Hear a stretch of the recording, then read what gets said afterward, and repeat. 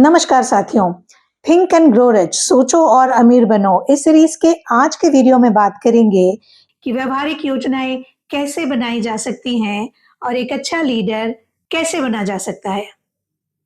इस सीरीज के बाकी वीडियोस में अभी तक आपने समझा कि हमारी किसी भी उपलब्धि का मूल इच्छा से शुरू होता है। इच्छा वो पहला कदम है जो एक विचार को असलियत की ओर ले जाती है और उसके बाद कल्पना की कार्यशाला में प्रवेश करके उसकी संपूर्ति के लिए योजनाएं बनने लगती हैं। आपने ये भी जाना कि ऐसे 6 कदम होते हैं जिनकी मदद से आपकी इच्छा असल जिंदगी में आपके सामने प्रकट हो जाती है। उन्हीं कदमों में से एक है व्यवहारिक और स्पष्ट योजना बनाना, जिससे कि इच्छा को अपने सामने जल्द से जल्द प्रकट किया जा सके। ऐसा क्या करें कि हमारी योजनाएं बिल्कुल मजबूत हों और उसके साथ साथ व्यवहारिक भी हों। सबसे पहले खुद को उन समूहों के साथ जोड़ें जो आपको अपनी इच्छा की पूर्ति में सहायक सिद्ध हो सकते हैं। तब जब आप अपने आप को उन समूहों से जोड़ लेंगे जो आपकी इच्छा में मददगार हो सकते हैं, तो यहाँ मास्टरमाइंड सिद्धांत को लागू किया जाएगा। अपने मास्टरमाइंड गठबंधन बनाने से पूर्व ये निश्चित कर लें कि आप अपने समूह के लोगों को व्यक्तिगत रूप से उनके सहयोग के लिए क्या-क्या दे सकते हैं, क्योंकि कोई भी व्यक्ति या कोई भी समूह कुछ प्राप्त किए बिना लगातार देने को राजी नहीं हो सकता। ये भी सच है कि वो जो चाहते हो वो जरूरी नहीं है कि धन के रूप में हो, और भी तरीके हो सकते हैं किसी और को उनकी सेवाओं के बदले में कुछ भी देने के लिए। अब अपने मास्टरमाइंड ग्रुप के सदस्यों से हफ्ते में कम से कम 2 बार तो जरूर मिले। यदि ज्यादा बार मिल सके तो और भी अच्छा होगा। ऐसा तब तक करें जब तक कि आपकी धन कमाने की योजना संपूर्ण ना हो जाए। ये सच है कि हर आदमी में सब गुण एक जैसे नहीं हो सकते, इसीलिए उसे दूसरों से सहयोग लेना भी जरूरी है और दूसरों को सहयोग देना भी जरूरी है।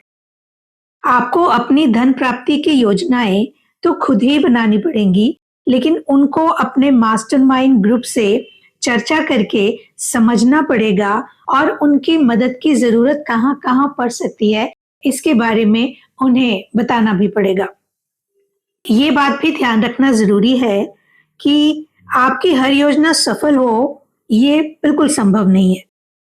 लेकिन आपको अपनी योजनाएं बनानी पड़ेंगी और मिटानी भी पड़ेंगी तब तक जब तक वो पूरी तरह से सही परिणाम न देने लगे। इसके लिए आपके अंदर बहुत सारा धैर्य भी चाहिए और बहुत सारी लगन भी चाहिए। कई सारे लोग जो असफल हो जाते हैं वो इन्हीं 2 गुणों की कमी के कारण होते हैं। वो ये नहीं समझते कि अस्थाई हार कोई असफलता नहीं होती। उन्हें ये भी याद दिलाना जरूरी होता है कि थॉमस एडिसन 10,000 बार असफल रहे थे, उसके बाद वो इलेक्ट्रिक बल्ब बना पाए थे। उन्होंने 10,000 बार अस्थाई हार स्वीकार की, लेकिन उसको अंतिम सत्य बिल्कुल नहीं माना। हेनरी फोर्ड भी इतनी दौलत और शोहरत इसलिए नहीं कमा पाए क्योंकि वो कोई बहुत मेधावी व्यक्ति थे, बल्कि इसलिए कि उन्होंने अपनी योजना पर तब तक काम किया जब तक कि वो बिल्कुल सटीक नहीं बन गई। जेम्स जे हिल की बात करें तो उनको भी अस्थाई हार मिली थी जब उन्होंने अमेरिका में पूरब से पश्चिम को रेल मार्ग से जोड़ने का प्रयत्न किया था, लेकिन बाद में अपनी योजना में सुधार करके उन्होंने उस अस्थाई हार को विजय में बदल दिया। बिना इधर उधर भटके या बिना अस्थाई हार झेले कोई भी इंसान धन दौलत इकट्ठा करने में समर्थ नहीं हो सकता और न ही कभी हुआ है। तुरंत से अपनी अस्थाई हार को स्वीकार करें, पुनः प्रयत्न करें, ध्यान दें कि हमारी योजना में ऐसी क्या कमी रह गई। यदि आपने पहले ही मैदान छोड़ दिया तो आप पलायनवादी ही माने जाएंगे, और कोई भी पलायनवादी विजयी नहीं हो सकता, और जो विजयी होता है वो कभी पलायन नहीं करता। हर बड़ा आदमी कुछ न कुछ देकर ही बड़ा बन पाता है। या तो वो अपना विचार देता है, या अपनी योग्यतापूर्ण सेवाएं देता है, या अपने धन का इस्तेमाल करता है नए विचारों को बड़ा बनाने में। अब ये बात भी समझने की है कि दुनिया में दो तरह के इंसान होते हैं। पहले वो जिनको लीडर कहा जाता है और दूसरे जिनको फॉलोअर कहा जाता है। आपको ये तय करना पड़ेगा कि आप क्या होना चाहते हैं। आप लीडर होना चाहते हैं या फॉलोअर होना चाहते हैं। इन दोनों ही स्थितियों में जो कीमत चुकानी पड़ती है उसमें बहुत फर्क होता है। फॉलोअर को वो पाने की उम्मीद कभी नहीं करना चाहिए जो एक लीडर को प्राप्त होता है, क्योंकि लीडर को देना भी ज्यादा पड़ता है। ये भी एक सच बात है कि फॉलोअर होने में कोई बुराई नहीं है, बल्कि ज्यादातर लीडर शुरुआत में किसी न किसी के फॉलोअर ही होते हैं। वो लीडर बन पाते हैं क्योंकि वो बिल्कुल ईमानदारी से अपने लीडर को फॉलो करते हैं, बहुत कुछ सीखते हैं या कहें कि सब कुछ सीख जाते हैं और फिर एक दिन आता है जब वो लीडर बन जाते हैं। यदि कुछ अपवादों को छोड़ दें तो एक आदमी जो अच्छा फॉलोअर नहीं हो सकता वो कभी अच्छा लीडर भी नहीं हो सकता। आइए जानते हैं वो कौन से ऐसे गुण हैं जो आपको अच्छा लीडर बना सकते हैं। नंबर 1, निडर होना, साहसी होना। एक अच्छे लीडर का साहसी होना बहुत जरूरी है। वो जो भी कदम उठाता है उसका उन पे विश्वास होना बहुत जरूरी है, और ये विश्वास आता है उसके द्वारा अर्जित विशिष्ट ज्ञान से। क्योंकि कोई भी फॉलोअर ऐसे लीडर की कामना नहीं कर सकता जिसका खुद पर विश्वास ना हो और जो अपने कदमों को मजबूती से, साहस से उठा ना सके। नंबर 2, आत्मसंयम। जो व्यक्ति अपने आप पर ही नियंत्रण नहीं कर सकता वो दूसरों पर क्या नियंत्रण रख पाएगा। जब आत्मसंयम किसी भी लीडर के पास होता है तो उसके फॉलोअर्स में भी अटूट साहस का संचार होता रहता है। नंबर 3, सही न्यायबोध का होना। एक लीडर को कान का कच्चा कभी नहीं होना चाहिए। उसे सही गलत का विश्लेषण करना आना चाहिए। इससे उसके फॉलोअर्स का उसके प्रति विश्वास बढ़ता है कि वो जो कुछ भी करेंगे वो सही तरीके से देखा, जांचा और परखा जाएगा। नंबर 4, डिसीजन मेकिंग, निर्णय लेने की क्षमता। एक अच्छे लीडर को ये पता होना चाहिए कि वो क्या कर रहा है। उसे अपने द्वारा लिए गए निर्णयों पर डटे रहना चाहिए और ये उसकी काबिलियत होना चाहिए कि वो हमेशा सही निर्णय ले। नंबर 5, स्ट्रैटेजी मेकिंग, योजना बनाना। वो व्यक्ति लीडर हो ही नहीं सकता जिसको पता ही नहीं कि उसको क्या करना है, किस तरह करना है और कौन सा कदम कब उठाना है। ऐसे लीडर की बात उनके फॉलोअर्स भी नहीं मानते हैं। यदि लीडर बनना है तो सही योजना बनाना आना चाहिए। उसकी योजना व्यवहारिक भी होनी चाहिए, दिशाहीन जहाज की तरह नहीं होनी चाहिए। नंबर 6, एक अच्छे लीडर के अंदर ये गुण होना जरूरी है कि वो जो भी मिलने की उम्मीद रखता हो उससे ज्यादा देने का विचार रखता हो। ऐसा ही लीडर हमेशा कामयाब होता है जो अपने फॉलोअर्स से ज्यादा खुद करने की इच्छा रखता है।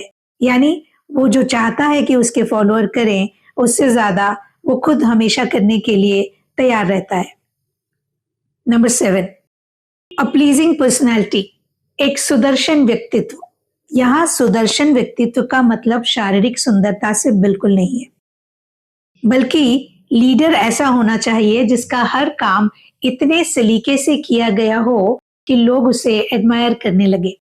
उसके उठने का तरीका, बैठने का तरीका, बोलने का तरीका, लोगों से काम करने का तरीका सभी इतना अच्छा होना चाहिए कि उससे उसके फॉलोअर्स सीखें और बेहतर बने।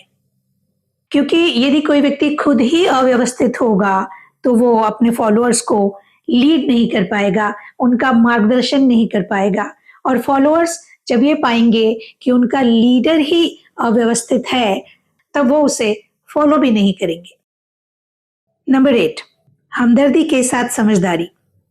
कोई भी व्यक्ति तब लीडर कहलाएगा जब वो किसी भी बात पर शांति से, समझदारी से, सहानुभूति पूर्वक विचार कर सके, ढंग से चीजें समझे, सबकी बातें सुने और फिर जरूरत पड़ने पर सही निर्णय ले पाए। नंबर 9, विवरणों पर महारत होना। यानी एक अच्छे लीडर को अपने आसपास के सभी क्षेत्रों के बारे में पुख्ता जानकारी होना चाहिए। एडमिनिस्ट्रेशन टीम क्या कर रही है, प्रोजेक्ट मैनेजमेंट वाले लोग क्या कर रहे हैं, लॉजिस्टिक की व्यवस्थाएं सही तरीके से चल रही हैं या नहीं, ट्रेनिंग एंड डेवलपमेंट के काम को कहाँ तक ले जाना है और वो कहाँ पहुंचा है। यदि ये सब चीजें उसकी नजरों में हैं, तो जब भी कोई बात उसके सामने आएगी, वो त्वरित जवाब भी दे पाएगा और सही निर्देश भी दे पाएगा। नंबर 10, पूरी जिम्मेदारी लेने की काबिलियत। एक लीडर वो होता है जो सब तरह की जिम्मेदारियां लेने को तैयार हो। यहाँ कहने का मतलब ये है कि जब भी किसी उपलब्धि का श्रेय लेने की बात आए, तब तो वो जिम्मेदारी उठाए, लेकिन ऐसे कामों में भी जिम्मेदारी उठाए जहां कमजोरियां उजागर हो गई हों, त्रुटियां उजागर हो गई हों या परिणाम वैसे नहीं मिले हों जैसे शुरुआत में चाहे गए थे। ज्यादातर लोग सफलता की जिम्मेदारी लेने को तो तैयार रहते हैं, लेकिन जहां गलतियां निकलती हैं, तुरंत दूसरों के सर पर उसे डालने को तैयार रहते हैं। ऐसे लोग कभी भी अच्छे लीडर नहीं हो सकते। नंबर 11, सहयोग देते हुए काम करने की क्षमता। कुछ लोग अकेले तो अच्छा काम कर लेते हैं, बड़ी मुस्तैदी से काम करते हैं, किंतु जैसे ही वो एक ग्रुप का हिस्सा होते हैं, वो बहुत अच्छे से काम नहीं कर पाते। ऐसे लोग अच्छे लीडर नहीं हो सकते। अगर उन्हें कहीं लीड करने का मौका मिलता भी है, तो वो ज्यादा दिन तक टिक नहीं सकते। एक अच्छा लीडर वो व्यक्ति होता है जिसे अकेले काम करना भी आता हो, ग्रुप में काम करना भी आता हो, जो काम वो खुद न कर सकता हो, वो काम भी दूसरों से करवाना आता हो। नेतृत्व हमेशा सहयोग की अपेक्षा रखता है और सहयोग से ही लीडर के पास शक्ति इकट्ठा होती है। साथियों, यदि आपके अंदर भी ये सारे गुण हैं, तो आप एक अच्छे लीडर साबित हो सकते हैं। लेकिन यदि अभी आपके अंदर ये सारे गुण नहीं हैं, तो आप किसी अच्छे लीडर को फॉलो कर सकते हैं।